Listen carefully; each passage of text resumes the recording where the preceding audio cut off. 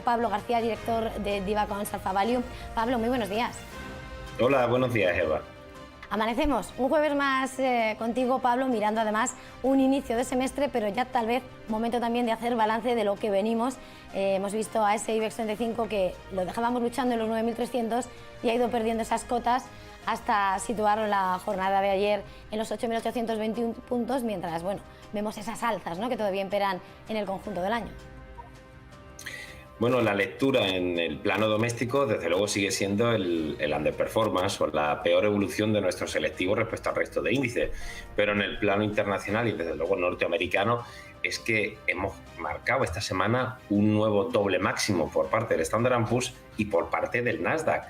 Parece que las presiones inflacionistas han tenido esos pequeños sustitos que hemos tenido en abril y mayo, pero la tónica de crecimiento de la economía norteamericana y el crecimiento que esperamos en el segundo semestre para Europa, en la cual todavía la eurozona está en recesión técnica, pues eso ha upado a los mercados. Es verdad que has comentado que ahora, aparte de inflación, crecimiento son los datos de empleo muy importantes y que la Fed sigue los datos de generación de empleo privado. Ayer fueron bastante satisfactorios y la verdad es que la temática va a seguir siendo la misma entre el tema del tapering. Vamos a ver qué ocurre en Jackson Hole en agosto y vamos a ver la reunión importantísima de septiembre de la Fed.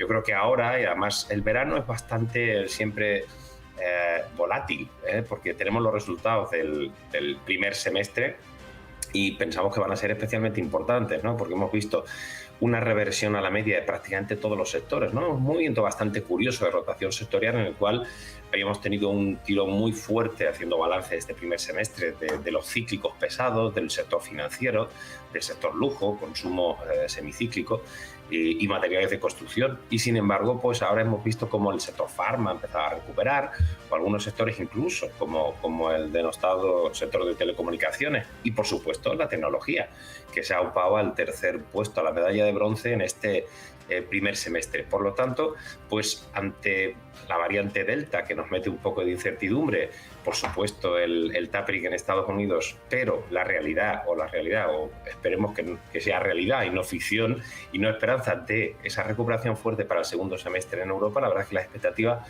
son bastante buenas, tanto para Europa como también para el IBEX, y que esperemos vaya cerrando un poco ese gap que está teniendo respecto a sus comparables. Si miramos a valores protagonistas y con nombre propio, hoy estábamos pendientes, ese 1 de julio va a debutar por fin Acciona Energía, es verdad, con un descuento del 10,5% con respecto a sus comparables. Querría preguntarte, Pablo, por una parte, esa visión de cara a este debut que llega tras varias renuncias en el sector de renovables, y por otra parte, bueno, pues realmente de qué estamos hablando de Acciona Energía en esa situación antes de los resultados del segundo trimestre. La verdad es que la colocación, y el señor Entre Canales lo ha dicho muy claro, ¿no? Él hubiera preferido estar en la parte alta de la horquilla, en los 29,76 euros por acción. Algunos analistas incluso hablaban de una valoración cercana a los 12.000 millones. Al final se coloca justo en el tramo bajo, en el precio más bajo de la horquilla. El pricing fue a 26,73 y eso pues nos sitúa en 8.800 millones de euros. Por lo tanto, la demanda no ha podido ser tan fuerte. Llevo 25 años haciendo esto, he estado en muchos libros de colocación, y cuando un colocador coloca en la parte baja es porque la demanda no es lo que uno esperaba. Dicho esto, es verdad que el potencial también puede ser mucho más importante porque no se coloca cara, y eso puede ser positivo para los accionistas de la nueva Acciona Energía. Y bueno, es verdad que la dicotomía ahora es si merece la pena estar en Acciona Energía o mejor estar en la matriz, ¿no? Nosotros hemos ajustado el NAV un 16,6% abajo, el DCF un 12% y el precio objetivo un 10,9% abajo, situándolo en 136 euros para Acciona. ¿Por qué? Porque la valoración que teníamos de Acciona Energía era superior. Pero una vez que vayamos al mark to market, es decir, ya está listada Acciona Energía, veremos que posiblemente se equilibren y vayamos más tendientes a los 10.000 millones de euros de valoración que no a los 8.800. En cualquier caso, la verdad es que la estoicidad de Entre Canales y de la compañía ante un entorno un poquito menos alcista de las energías renovables estos últimos meses, pues yo creo que hay que hacerle un brindis y es la mayor colocación, yo creo, desde 2015, desde Celnex en España, y desde luego toma un poco la batuta para el resto de compañías que quieran salir al sector. Por lo tanto, los ratios no son tan elevados, eso otorga mayor potencial a Acciona Energía, a pesar de que siempre te queda un poco de miedo porque el inversor institucional y el retail no ha sido tan potente la demanda como se podía prever. Pero yo creo que al final, en cuestión de 6 meses, un año, Acciona Energía claramente va a estar cotizando por arriba de este 26,73 euros que sale esta mañana. Pablo, antes de terminar, estábamos mirando al sector, ¿no?, de renovables. Dando un salto, querría que nos ayudases a hacer un análisis de lo que es el sector del turismo. Es verdad que en los últimos días ha dolido, ¿no?, esa noticia, esa exigencia de exigir ya a partir de ahora esa PCR para visitantes británicos o una pauta completa de vacunas, y mientras el sector se recupera esa noticia, vemos noticias de cómo trata de hacer frente a la situación, a este cambio hasta que llegue una nueva normalidad soñada. Hemos visto esa noticia de Bankinter con Meliá Hoteles para la venta de hoteles. Hemos visto concentración, ya eso sí, fuera del mercado, en las agencias de viajes. No sé cómo ves al sector. A ver, el sector ha corrido mucho. El sector, gracias a las buenas noticias desde el confinamiento y de las vacunaciones, es normal que haya tirado con fuerza. Pero los últimos 3 meses el performance no ha sido satisfactorio, y sobre todo los últimos brotes de la variante Delta India son muy negativos. Portugal ha sido un desastre, el cierre de Lisboa, o incluso en la zona sur del Algarve, o incluso en Australia, o el caso de Reino Unido. Es decir, el problema es que las valoraciones de esas compañías que no van a recuperar la demanda hasta por lo menos dentro de 2-3 años, pues nos ponen en una situación más tensa de valoración. Es decir, los resultados van a ser mejores en base comparable, por supuesto, perdón, pero eso no es suficiente para pensar que lo peor, pues posiblemente lo peor haya pasado, pero no van a recuperar esos niveles, insisto, de rentabilidad. Entonces, claro, la situación de caja cada vez es más complicada. Las aerolíneas lo han salvado, Lufthansa, France KLM o la propia Iberia, con ampliaciones de capital sustentadas por los estados, pero el sector hotelero tiene una situación muy compleja. El sector hotelero o agencias de viajes, etcétera, turoperadores.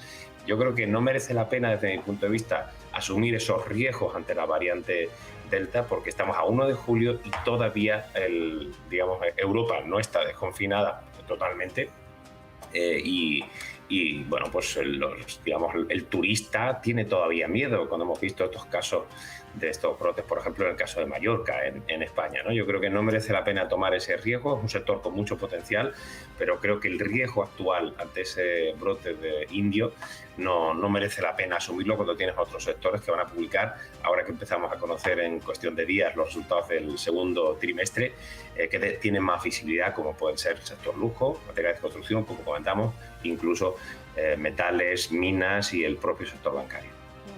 Antes de despedirnos, Pablo, estamos viendo los futuros del DAX que anticipan una apertura moderada, positiva, del 0,33% en la jornada en la que vamos a conocer datos de PMI manufacturero. En Asia hemos visto recortes con retrocesos en el PMI de China hasta 51,3 o en Japón en el 52,4. No sé si van a ser determinantes en esta jornada esos datos, o va a ser más una jornada de transición mirando al dato de mañana de Estados Unidos.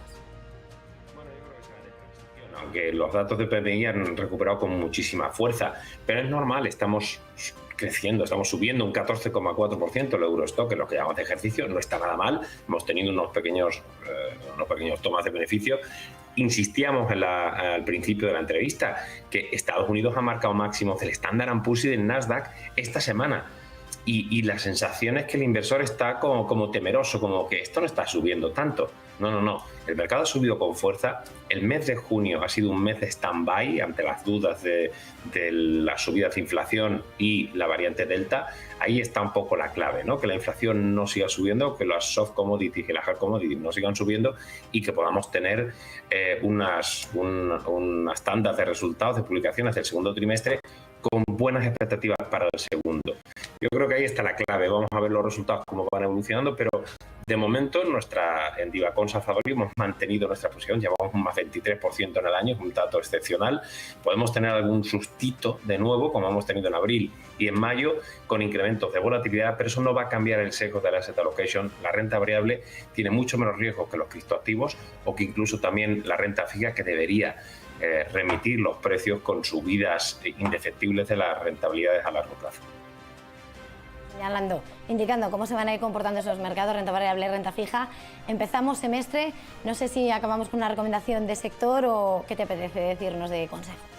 Bueno, sobre sectores yo me quedo con uno positivo y otro negativo. Yo creo que hay un sector que tiene mucho potencial, como es el de semiconductores, es decir, vamos a ver todos los resultados ayer tras el cierre con Micron, vamos a tener Texas Instruments, también en cartera europea tenemos ASML o ASM International. Tenemos una demanda muy fuerte, un book to value espectacular y es de los pocos sectores que sí ha subido con fuerza de estimaciones de ventas y de beneficios. Y la otra cara de la moneda, bueno, y además el performance no ha sido tan brillante los últimos 2 meses.